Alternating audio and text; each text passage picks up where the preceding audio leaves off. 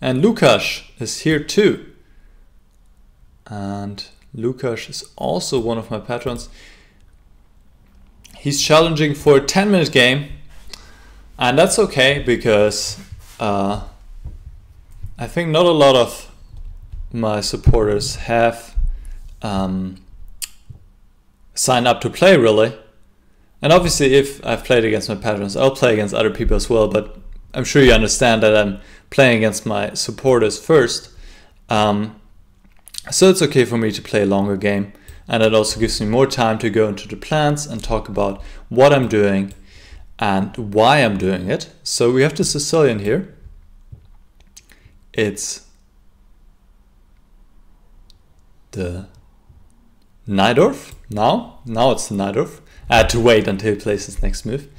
We have the open Sicilian, the Najdorf variation, and white has so many choices here. Literally, the white players have tried everything under the sun. Recently, even this move, h4, has become a possibility, which is kind of ridiculous, but still interesting. And earlier this year, a3 was played by Kayak and Carlsen, so two of the best players in the world. And bishop g5 is what I play myself. Very interesting move. Very sharp move. I think it's the most aggressive approach against the Najdorf.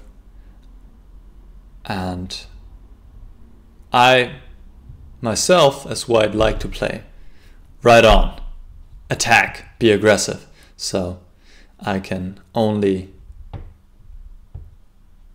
command my opponent on this choice, but g3 doesn't fit in. Either you play g3 or you play bishop g5, but both moves, they don't really fit in.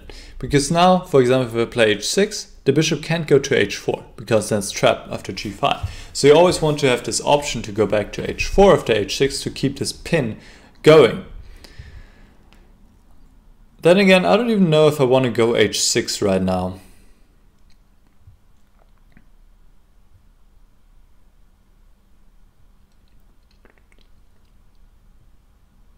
I could also just play knight c6, knight d7, b5. b5 also looks like it makes a lot of sense to oppose this bishop on the long diagonal, to put my own bishop on b7.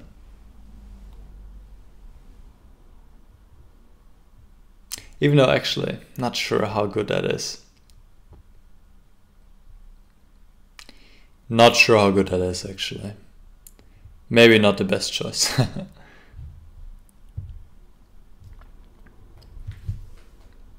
Because, for example, after bishop g2, which I think would have been better, bishop b7, white can take on f6, and I can't take with the queen because of e5 ideas. So that's annoying. So let me go h6 now. Push that bishop back.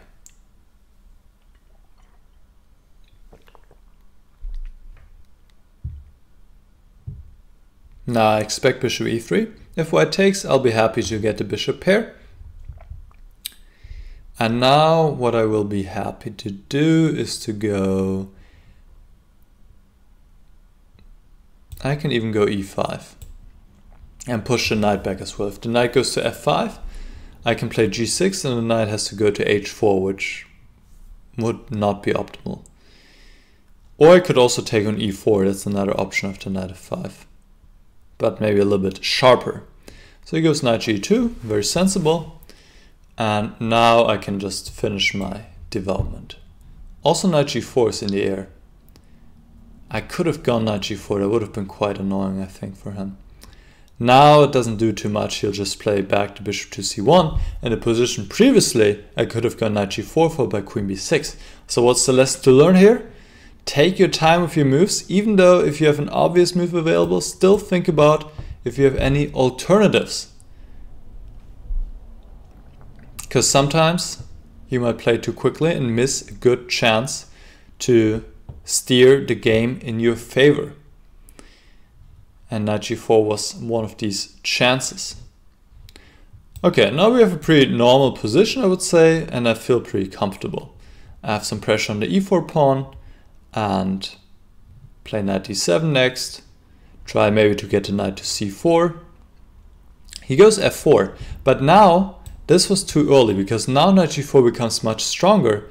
If the bishop now leaves this diagonal, I can go queen b6 check, and after the king sidesteps to h1, I can go knight f2 check, winning the exchange. So what white has to do here is to protect the bishop. For example, by go queen d2 or queen d3, but the bishop, the dark squared bishop in this position is really important for white because it's covering a lot of squares. So you don't want to just give it up. And this is what white is forced to do here. So this is obviously good news for me. I could take right now, but I'm not really in a rush because white can't save the bishop either. So I might as well just keep developing. If the bishop goes to f2, I can still take. And that's also another principle you can apply in your own games. If you have still time to take something, then stay flexible. You know, you never know. Maybe, I don't know, I'll do something else with the knight. Or on the other hand, white still has to keep this bishop protected. So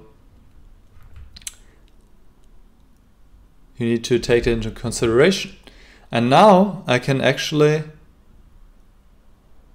even go further. I can go d5. And d5, this is the move you want to play. Pretty much always in the Sicilian. If you, my coach, one of my earliest coaches like to say, if you can play d5 without compromising yourself in the Sicilian, you're good. Okay? And here I'm doing really well. Because now we see in a moment what the point was. After queen takes d5, I can take the bishop on e3. And after pawn takes, I also take the bishop. And why did I play d5? Because it opens up this diagonal. And white has weakened this diagonal previously by playing f4. And now he's paying the price by losing the queen.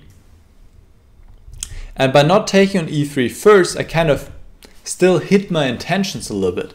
And made it more difficult for my opponent to see what I'm up to. So now bishop c5, knight d4 doesn't help. I can just take. And the queen is pinned. Cannot move because the king is behind it, and my bishop is protected by the knight, so I'll win the queen next move.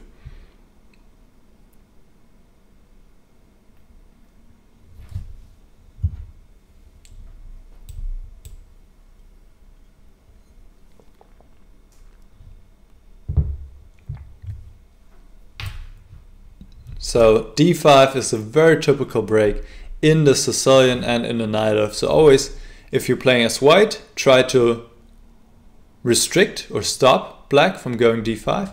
And if you are playing with the black pieces, then look out for tactical options to implement that.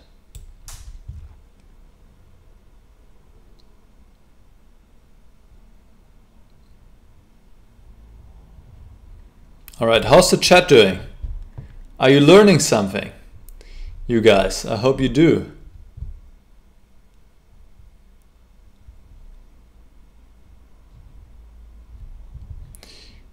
Okay, knight c3, I bring a rook to the half open c file. That's where the rooks belong.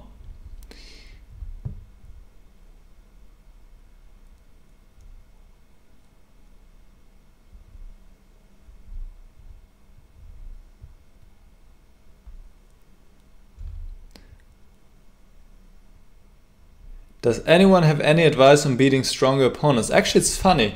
You know, I'm doing some research right now for my one class where I want to do something about chess players.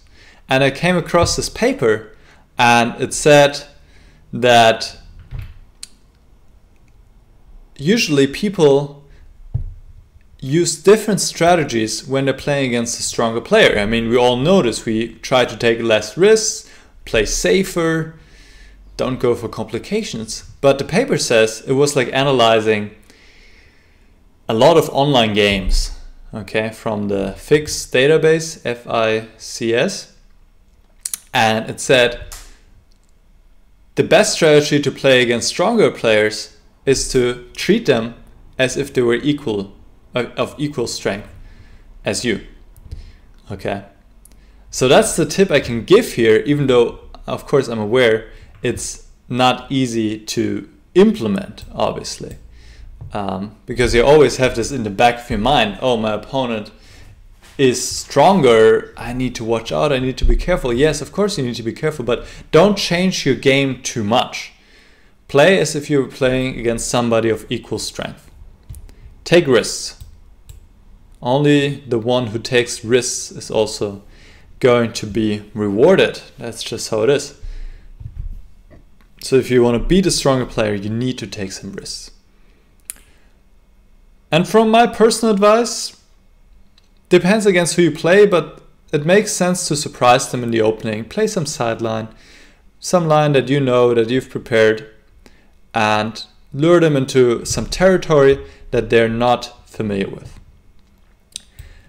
And here my opponent is once again putting a piece on this diagonal, and once again I am pinning this piece, just like the queen on e3. Now it's the rook, and white can defend the rook, but the problem is I'm also attacking the bishop on e4. Previously a bishop was defended by the rook, but now after the rook is being pinned, it's not defended anymore. Or, well, rather, white cannot take back on e4 anymore. So he's losing that piece.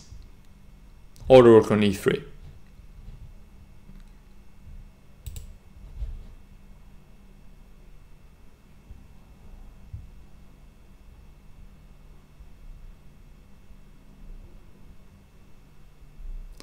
Dieter Müller is asking for my opinion about Bobby Fischer. That is a very general question, Dieter. Not sure how to answer that. My opinion is Fischer was a great chess player, and I found it very unfortunate that after he won the World Championship title in '72, he pretty much retired and not played anymore. So unfortunate. Yeah, it's just mind-blowing to me. I read his biography, Endgame, which is great. I can only recommend that. And it's just crazy if you think about that. He didn't play chess for 20 years. Then in '92 he played the unofficial rematch against Spassky in Reykjavik. But what did he do all these years? It is really confusing to me.